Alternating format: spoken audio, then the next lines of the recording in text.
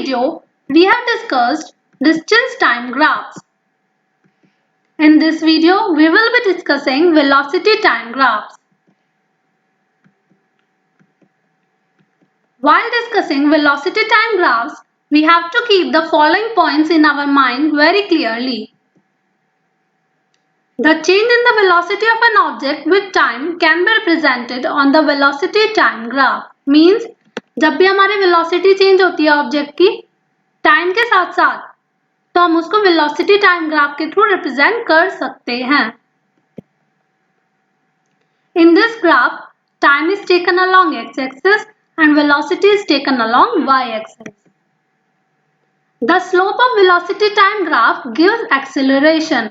Velocity time graph का slope हमें acceleration देता है. Slope की better understanding के लिए you can watch my previous video. This is one of the most important point of velocity time graph.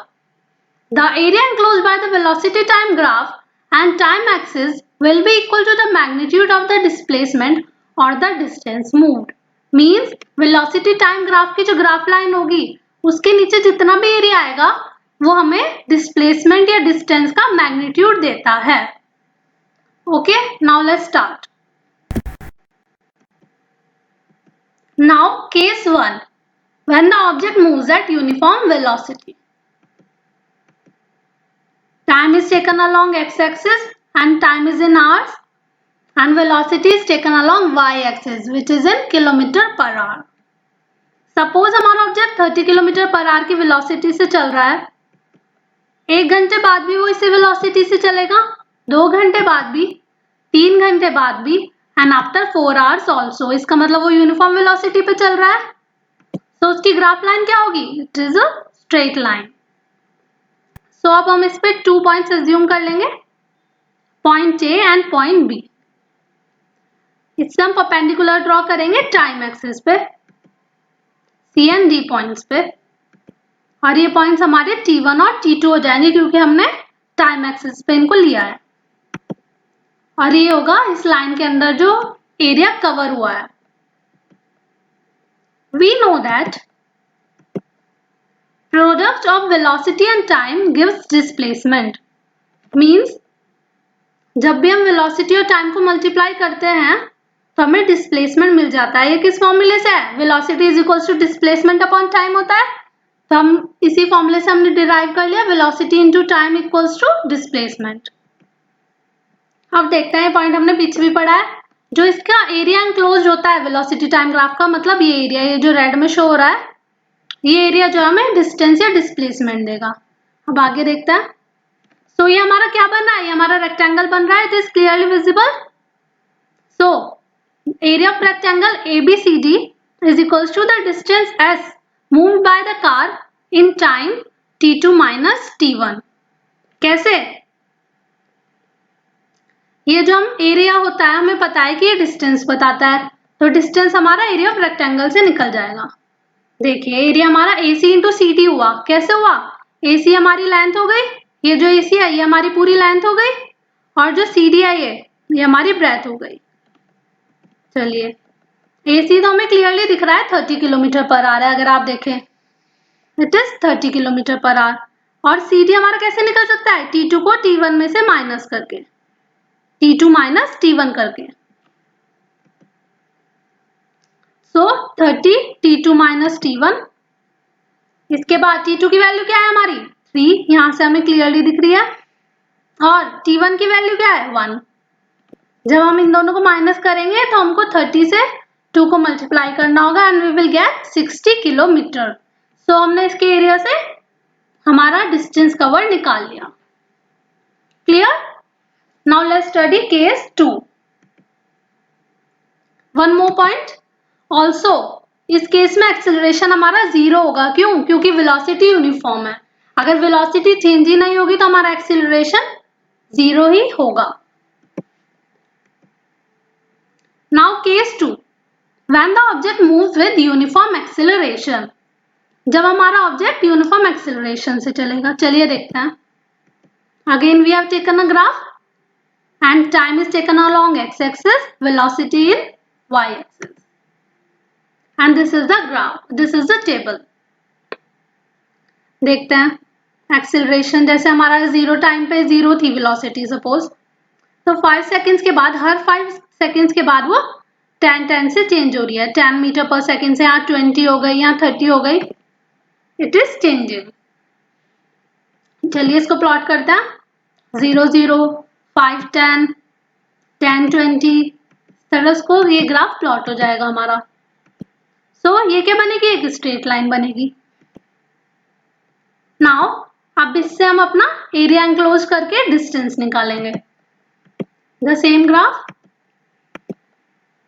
चलिए इस पे हमने 2 पॉइंट ले लिए जैसे हमने पहले लिए थे, उनसे हमने एक्स और वाई एक्सिस पे परपेंडिकुलर्स ड्रॉ कर लिए और इन पॉइंट्स को भी कुछ नेम दे दिया, जैसे ए बी सी डी ई। चलिए अब इस लाइन को पढ़ते हैं, the distance travelled will be given by the area A B C D E under the graph.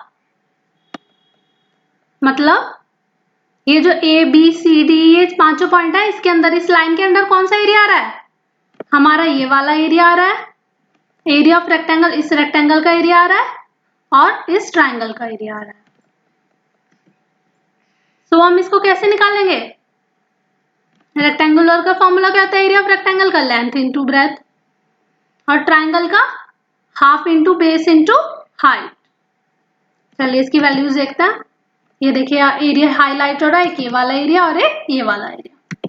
हम इनकी वैल्यूज रखते हैं, लेंथ क्या होगी इस वाले रेक्टेंगल की, ए बी, और इसकी ब्रेथ बी सी, ये होगी इसकी ब्रेथ। ऐसे ही इस ट्राइंगल का बेस कितना होगा, ए डी, ये हमारा A D, and height will be D E. So अब हमने इनकी वैल्यूज पुट कर दी, वैल्यूज इजीली निकल रही है, ए बी की वैल्यू 20 है, हमें यहाँ से दिख रही है ए बी की वैल्यू 20, बी सी की वैल्यू 5, ए डी की वैल्यू भी यहाँ से 5 दिख रही है 15 माइनस 10 करके, एंड डी ई की वैल्यू कैसे निकली, 30 माइनस 20 करके, 30 वाली वैल्यू को 20 वाली वैल्यू को इन दोनों को माइनस किया तो वी गेट 10। ओके, इसको कैलकुलेट किया हमने, so we get a distance of 125 metres. इस बार हमें डिस्टेंस मीटर में मिला है, क्यों, क्योंकि हमारी वेलोसिटी और टाइम हमने मीटर पर सेकेंड एंड मीटर्स में लिया था। नाउ इसी ग्राफ का अब हम एक्सेलरेशन कैलकुलेट करेंगे। पिछली बार हमारा एक्सेलरेशन 0 था क्योंकि वो लाइन थी पैरेलल टू टाइम एक्सिस आई थी हमारी। इस बार कैलकुलेट करते हैं एक्सेलरेशन। एक्सेलरेशन हमने क्या पढ़ा है कि एक्सेलरेशन हम स्लोप से निकाल सकते हैं, और स्लोप इजीली मैंने आपको प्रीवियस वीडियो में सिखाया है, देखते हैं। तो स्लोप कैसे निकलेगा, v2 माइनस v1, यानी y कोऑर्डिनेट्स की वैल्यू को we will subtract from t2 minus t1 x coordinates की वैल्यू से। सो ये हमारा क्या हो गया, de अपॉन ad, मतलब v2 में से जब हम v1 माइनस करेंगे तो ये आ जाएगा, ये होगा हमारा वेलोसिटी में चेंज जब हम पॉइंट a से e पर गए, और ad होगा हमारा टाइम में चेंज जब हम पॉइंट a से e पर गए। सो इनकी वैल्यूज लिख ली हमने, v2 की वैल्यू क्या है 30, v1 is 20, ad is 15, I mean t2 is 15 and t1 is 10। तो इससे हमारी वैल्यू आ गई, हमने कैलकुलेट किया तो हमारा एक्सेलरेशन क्या आया, 2 मीटर पर सेकेंड स्क्वायर। और इसमें यूनिट्स का बहुत इंपॉर्टेंट रोल होता है, so never miss units. Now we will study case 3 when the object moves with variable acceleration. Again time is taken along x-axis and velocity is taken along y-axis. So variable acceleration का graph कैसा होता है, it is a curved line, क्योंकि हमारा acceleration बार बार change होता रहता है, acceleration अलग अलग चेंज हो रहा है, तो हमारा ग्राफ भी स्ट्रेट लाइन नहीं हो सकता। सो इस लाइन को पढ़ते हैं, in case of non uniformly accelerated motion, जब हमारा नॉन यूनिफॉर्म मोशन होता है यानी वेरिएबल एक्सेलरेशन होता है, तो velocity time graphs can have any shape, उनकी शेप कुछ भी हो सकती है। Okay, now we will do some NCERT questions related to velocity time graphs which are on page number 107 in your book. Now first question is, what can you say about the motion of an object if its speed time graph is a straight line parallel to the time axis? उस object का motion क्या होगा? जो straight line है time axis से parallel है, मतलब एक तरह से straight line parallel to time axis होगी अगर स्पीड टाइम ग्राफ में, तो हमारा ऑब्जेक्ट का मोशन क्या होगा? देखते हैं. The object moves with a uniform velocity because there is no change in velocity at any point of time. Means object हमारे यूनिफॉर्म वेलोसिटी से चल रहा होगा, तभी तो हमारा ग्राफ जो है स्ट्रेट लाइन होगा टाइम एक्सिस से पैरेलल, क्योंकि वेलोसिटी में कोई चेंज नहीं आता. There is no change in velocity at any point of time.